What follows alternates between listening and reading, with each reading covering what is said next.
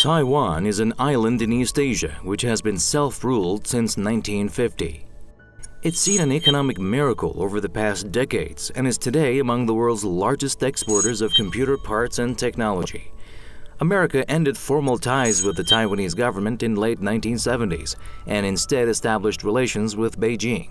But the island has long been a source of tensions between China and the United States. Beijing considers Taiwan a breakaway region that must one day be reunited with the mainland and has never ruled out the use of force to bring the island under its control. The Chinese government has been angered by the growing trade and military ties between the US and Taiwan. The U.S. House of Representatives passed 2 pro-Taiwan bills on Tuesday, drawing condemnation from China. They could retaliate against the U.S. if we did, like, providing more military arms to Taiwan, or actually brought U.S. Navy into the arena.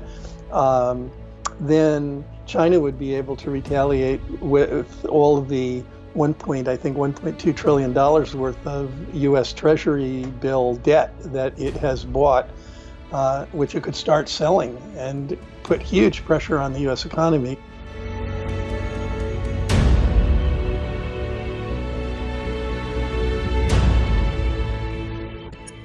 The U.S. House of Representatives approved the Taiwan Travel Act. It also passed another piece of legislation to back Taiwan's long-sought inclusion in the World Health Organization. The first bill is aimed at increasing visits between the two sides, and the second aims to counter efforts, mainly by China, to block Taiwan's WHO membership. The Chinese Foreign Ministry was quick to react. It said China is strongly opposed to the 2 bills, which it described as interference in China's internal affairs and, quote, severe violation of the One China policy.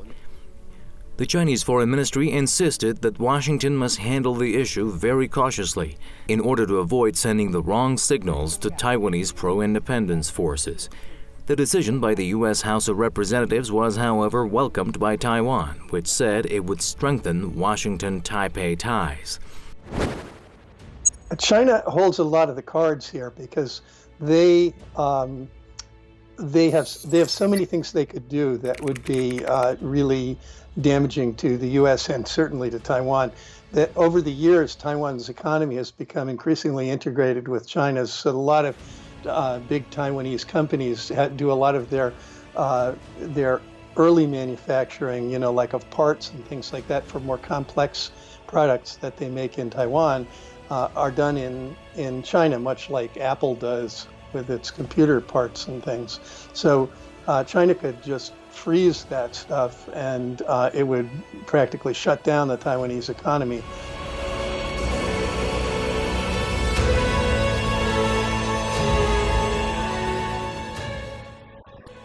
Observers believe the United States is somehow using the issue of Taiwan as a leverage against the Chinese government.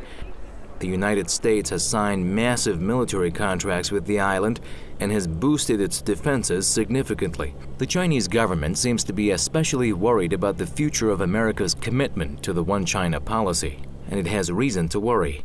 In December 2016, Donald Trump, who was still U.S. president-elect, infuriated China by receiving a congratulatory call from the president of Taiwan.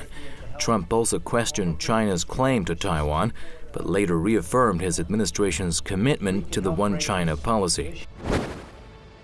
What's happening now, I think, is that Trump is responding to his conservative base, and the conservatives have been more supportive than even Democrats of the relationship with Taiwan.